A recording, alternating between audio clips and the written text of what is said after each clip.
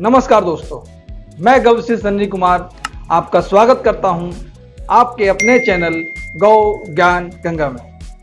दोस्तों, जैसा कि हमने पिछले वीडियो के भाग 2 में रोगों के 20 वास्तविक कारण के बारे में जाना था, जिसमें कि पहला कारण नमक था। आज हम रोगों के दूसरे कारण की बात करेंगे। तो दोस्तों, शुरू करते हैं अब भाग 3। पहले हम गुड़, शक्कर, खांड इत्यादि का प्रयोग मीठे के रूप में करते थे, पर अब शहरों से लेके गांव तक रिफाइंड शुगर यानी सफेद चीनी का प्रयोग करने लगे हैं। चीनी में प्रयोग किए जाने वाले 8 से 10 रासायनिक पदार्थ स्वास्थ्य के लिए अत्यंत हानिकारक हैं।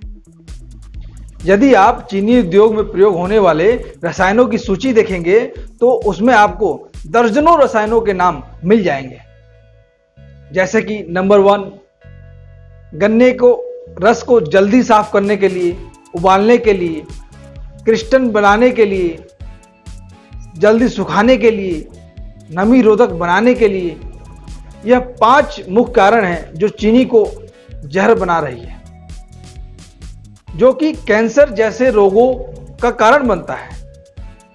चीनी के विषैले होने का एक कारण और भी है। जब हम गन्ने के सभी तत्वों को अलग अलग करके केवल मीठा निकालते हैं तो प्रकृति का स्वाभाविक संतुलन समाप्त हो जाता है। तब वह चीनी बिना रसायन के भी विषैला प्रभावित होती है। चीनी की हानियों पर अनेक शोध हो चुके हैं, पर उद्योग जगत के हित में उन्हें छुपा कर रखा जाता है।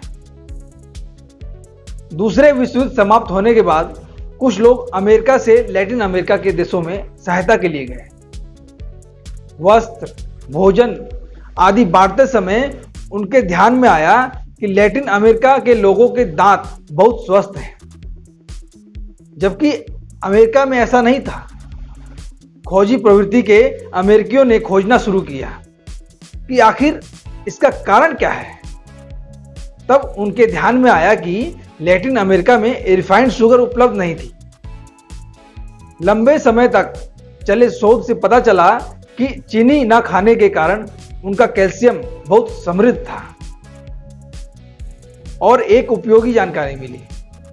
पता चलता है कि यदि मातृत्व काल में मां को 9 माह तक चीनी ना खिलाई जाए और बच्चे के जन्म के बाद 5 वर्ष तक उसे चीनी ना दी जाए तो जीवन भर उसका कमर दर्द, घुटने दर्द इत्यादि रोग नहीं होंगे। 100 साल की उम्र में भी उसके सारे दांत सुरक्षित रहेंगे। उनमें कभी कोई कैविटी नहीं बनेगी। केवल चीनी ना खाने का इतना जबरदस्त प्रभाव शरीर के कैल्शियम को समृद्ध बनाने में होता है। चलिए अब जानते हैं कि चीनी से कैल्शियम नष्ट होने की प्रक्रिया क्या है। वास्तव में होता यह है कि जब हम चीनी खाते हैं तो हमारे रक्त में उपस्थित कैल्शियम को नष्ट कर देती है। उस कैल्शियम की कमी को पूरा करने के लिए हमारे शरीर की हड्डियों में से कैल्शियम निकलकर रक्त में पहुंचता है। ऐसे ही शरीर की व्यवस्था है।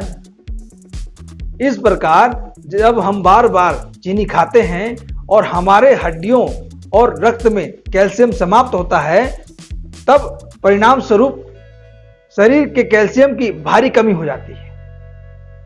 कैल्शियम की कमी होने के कारण हमारे मांसपेशियों की लचक घट जाती है। दुर्बल पेशियों के कारण होने वाले अनेक रोग होते हैं, जैसे गर्भ स्राव, नंबर 2 बवासीर, नंबर 3 दांत झड़ना, नंबर 4 दांत गलना, नंबर 5 मसूड़ों से खून आना, नंबर 6 पीले दांत, नंबर 7 टेढ़े मेढ़े विकृत दांत बनना, नंबर 8 लीवर की खराबी, नंबर 9 भूख न लगना, नंबर 10 एनीमिया, नंबर 11 मानसिक दुर्बलता, नंबर 12 हड्डियों के कमजोर होना, नंबर 13 कद न बढ़ना, नंबर 14 फ्रैक्चर होना। इस प्रकार के अनगिनत रोग कैल्शियम की कमी से होते हैं। पौधों में विभिन्न प्रकार के तत्वों, एल्कलाइट, साल्ट्स का एक विशेष अनुपात और विशेष संतुलन प्रकृति द्वारा बनाया जाता है। आधुनिक वैज्ञानिक फाइटोकेमिकल के उस संतुलन को तोड़कर एक तत्व को निकालकर प्रयोग करते हैं। परिणाम स्वरूप वह एक तत्व शरीर पर दुष्प्रभाव करता है। उसके घातक दुष्प्रभाव हमारे शरीर पर होते हैं। एक तत्व पृथक्करण आज एक विश्व की किसी चिकित्सा पद्धति ने नहीं किया था। यह नासमझी पहली बार एलोपैथी अथवा आधुनिक विज्ञान ने की है, जिसका दुष्परिणाम सारा विश्व भोग रहा है। एलोपैथी दवाओं के दुष्प्रभाव होने का एक बड़ा कारण एकल तत्व पृथक्करण ही है। सीधा सिद्धांत यह है कि एकल तत्व पृथक्करण से विषाक्तता उत्पन्न होती है। सफेद चीनी बनाने की प्रक्रिया में भी यही होता है। एलोपैथी की दवाइयों के सुनिश्चित दुष्प्रभाव का अनेकों में से एक कारण यह सिंगल साल्ट सेग्रीगेशन ही है। सफेद चीनी के विषैले होने का एक कारण यह है कि चीनी बनाने की प्रक्रिया में से गन्ने के सारे उपयोगी तत्व फेंककर केवल मीठा लिया जाता है।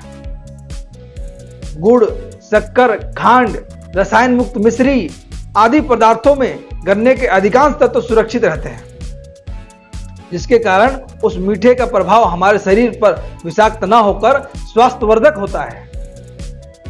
उसमें आयरन, फास्फोरस, कैल्शियम इत्यादि अनेक प्रकार के प्राकृतिक पदार्थ होते हैं, जो हमारे शरीर के लिए स्वास्थ्यवर्धक होता है।